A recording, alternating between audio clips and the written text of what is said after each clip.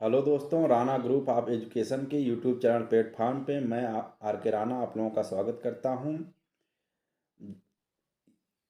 ये सीटेट 2023 का निःशुल्क बैच का ईवीएस एनसीईआरटी फैक्ट पर आधारित पहली क्लास है। क्लास को शुरू करने से पहले मोटिवेशन हो जाए।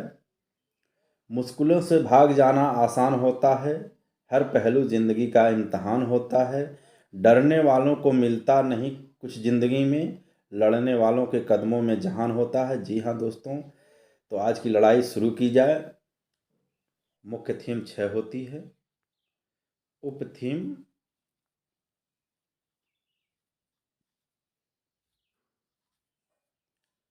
4 होती है। परिवार एवं मित्र। इस मुख्य थीम को आप एकदम रट लीजिए। भोजन, आश्रय, जल, यात्राएं, हम जो सोचते हैं और जो करते हैं। उप थीम संबंध, कार्य एवं खेल, पशुएं, पौधे।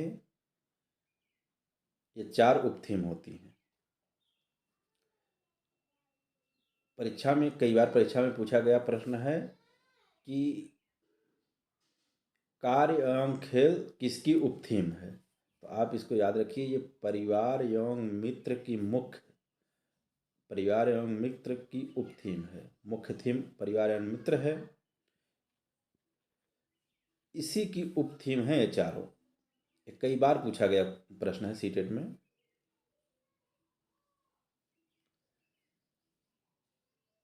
परिवार एवं मित्र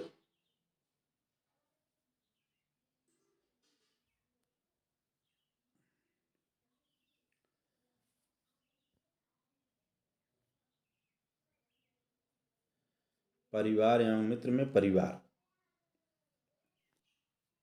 परिवार की अंग्रेजी फैमिली है, जो लैटिन भाषा, ये महत्वपूर्ण है, लैटिन भाषा के फैमुलस शब्द से बना है। फैमुलस का संकुचित अर्थ नौकर होता है, जो एक लैटिन भाषा तक ही सीमित रहा। व्यापक अर्थों में परिवार समाज से प्रत्यक्ष जुड़ी हुई प्राथमिक इकाई है। इसमें माता पिता, उनके विवाहित अविवाहित बच्चे तथा अन्य सदस्य, दादा दादी, बड़े पापा, बड़े मम्मी, चाचा चाची इत्यादि, जो आपस में अधिकारों और कर्तव्यों से जुड़े होते हैं और अपने उत्तरदायित्व की भूमिका निभाते हैं, परिवार कहलाता है। परिवार का सामान्य अर्थ। परिवार एक सामाजिक संस्था है, ये भी कई बार पूछा गया है। परिवार एक सामाजिक संस्था है। क्वेश्चन दे देगा परिवार कैसी संस्था है। परिवार एक सामाजिक संस्था है जिसमें व्यक्तियों का एक क्रम पाया जाता है और सभी एक उद्देश्य पर परस्पर सहयोगात्मक ढंग से कार्य करते हैं। परिवार में बालक जन्म लेता है, उसी में उसका विकास होता है, उसी में उसका अंत हो जाता है। परिवार का अन्य नाम, ये भी महत्वपूर्ण है, पुरुष नहीं पूर्व होगा। परिवार का अन्य नाम पूर्व प्राथमिक विद्यालय, पूर्व शिक्षा का केंद्र, पूर्व स्कूल भी है। ये तीनों आपके महत्वपूर्ण हैं।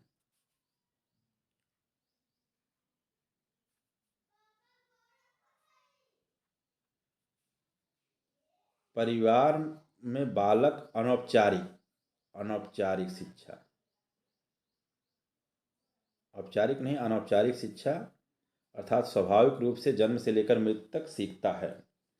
परिवार में ही बालक का समाजीकरण का पहला पाठ सीखता है। परिवार में ही बालक समाजीकरण का पहला पाठ सीखता है। ये भी क्वेश्चन पूछता है, बालक कहाँ से समाजीकरण का पहला पाठ सीखता है, तो आप परिवार। ये सब सीटेट में पूछे गए प्रश्न। समाजीकरण का पहला पाठ कहाँ से सीखता है, परिवार से सीखता है। हाँ, ये काफ़ी महत्वपूर्ण है। परिवार में बालक की प्रथम गुरु उसकी माँ होती है। ये काफ़ी महत्वपूर्ण है, इसको आप नोट कर लीजिए। परिवार के कार्य, यहाँ से कई बार क्वेश्चन पूछे गए हैं। मैकाइवर एवं पेज, परिवार के कार्यों की व्याख्या मैकाइवर एवं पेज ने दी है। कभी कभी डायरेक्ट ऐसे ही उठा के पूछ लेता है, परिवार के कार्यों की व्याख्या किसने की थी? मैकाइवर एवं पेज ने। मुख्य 3 कार्य बताए हैं: शैक्षिक व्यवस्था, आर्थिक व्यवस्था, लैंगिक व्यवस्था। शैक्षिक व्यवस्था, प्रत्येक परिवार का यह आवश्यक कार्य है कि वह परिवार में पल बढ़ रहे बालकों का उचित शैक्षिक व्यवस्था और परिवार के अन्य सदस्यों के व्यवहार नैतिक और समाज स्वीकृत हो। आर्थिक व्यवस्था, प्रत्येक परिवार का यह आवश्यक कार्य है कि वह परिवार के सदस्यों के लिए रोटी, कपड़ा और मकान, आर्थिक में 3 ही आता है, रोटी, कपड़ा और मकान की व्यवस्था करे। यह व्यक्ति के जीवन के जीने के लिए बहुत ही उपयोगी होती है। लैंगिक व्यवस्था, हर परिवार की ये जिम्मेदारी है कि वो परिवार के सदस्यों के लिए उचित लैंगिक व्यवस्था जो समाज द्वारा स्वीकृत हो, मतलब वैवाहिक कार्यक्रम द्वारा लैंगिक व्यवस्था करे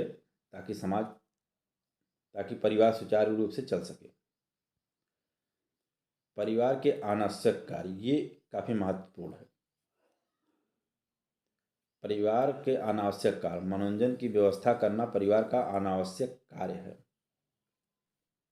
मैकाइवर एवं पेज ने परिवार के दो भागों में बांटा है: संयुक्त परिवार, एकल परिवार।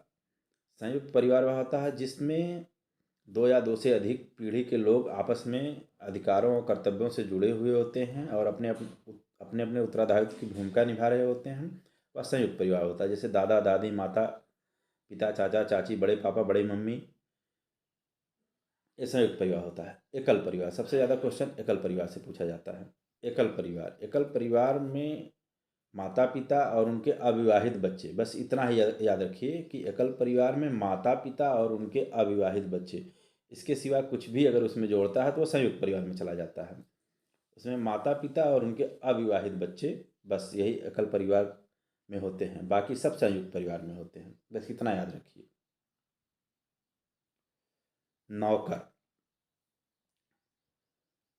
नौकर परिवार का हिस्सा माना जाता है, लेकिन वह नौकर पेशेवर में ना आता हो। नौकर परिवार का हिस्सा माना जाता है, लेकिन वह पेशेवर नौकर ना हो। परिवार का हिस्सा वह नौकर माना जाएगा जो पीढ़ी दर पीढ़ी परिवार में नौकर का कार्य करता हो। ऐसा कोई नौकर जो निश्चित समय के लिए कार्य करता हो वो परिवार का हिस्सा नहीं माना जाता है। लेकिन नोट करने वाली बात है, नौकर के जुड़ने से किसी भी परिवार की संरचना में कोई परिवर्तन नहीं होता है। जैसे एकल परिवार हो, उसने 10 नौकर रखे हैं, नौकरों की संख्या 10 है, वो भी पीढ़ी दर पीढ़ी है, लेकिन तब भी वो संयुक्त परिवार नहीं होगा, वो एकल परिवार। नौकर के जुड़ने से परिवार की संरचना, मतलब संयुक्त परिवार या एकल परिवार, जो परिवार की संरचना है उसमें कोई परिवर्तन नहीं होगा, ये आप नोट रखिए। संयुक्त परिवार के गुण कुछ महत्वपूर्ण हैं, जैसे बच्चों की उचित देखभाल। संयुक्त परिवार में सदस्यों की संख्या अधिक होती है, जिससे प्रत्येक पल कोई ना कोई बच्चे की देखभाल करता रहता है। इससे बच्चे का उचित समाजीकरण होता है और बच्चा आदर्श नागरिक के गुणों के साथ बढ़ता है। दूसरा है उचित सामाजिक जीवन का विकास।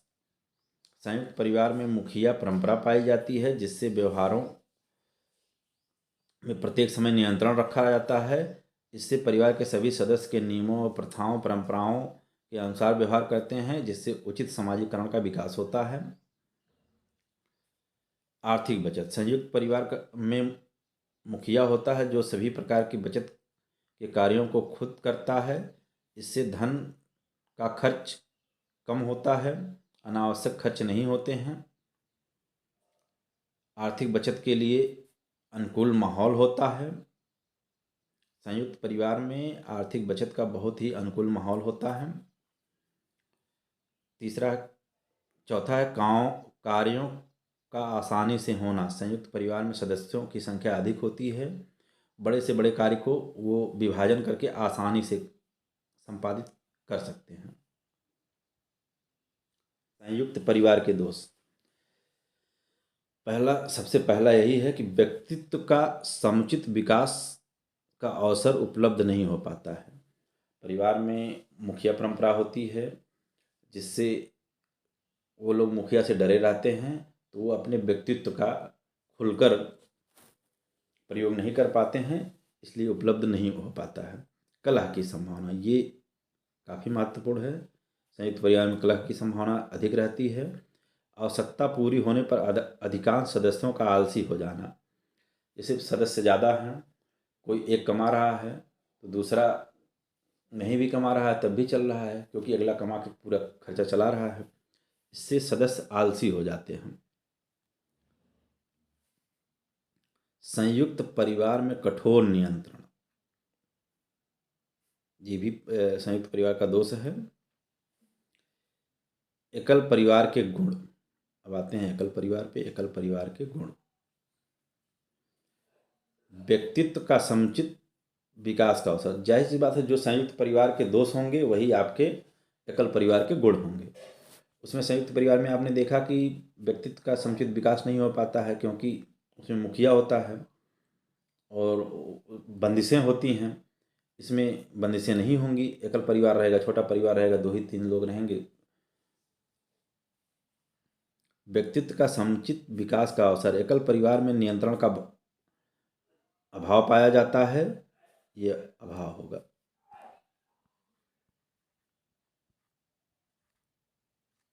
अभाव पाया जाता है, इससे व्यक्ति या बालक स्वतंत्र रूप से मानसिक विकास करते हैं और बालक को के व्यक्तित्व का उचित विकास होता है। कलह की संभावना कम, जाहिर सी बात है, अगर संयुक्त परिवार का दोस्त कलह की संभावना है तो एकल परिवार में कलह की संभावना कम रहेगी। गृह संचालन में स्वतंत्रता, ये एकल परिवार का सबसे बड़ा गुण है। गृह संचालन में स्वतंत्रता, संख्या कम है, आपकी मर्जी। आप टीवी लाए तो आप चाहे तो उसको चाहे जहाँ लगा सकते हैं, अपने बेडरूम में लगा सकते हैं। अगर संयुक्त परिवार है तो आपको अगर टीवी लाए हैं तो उसको हॉल में ही लगानी है, ये कंपलसरी है, लगभग हर संयुक्त परिवार के में आता है।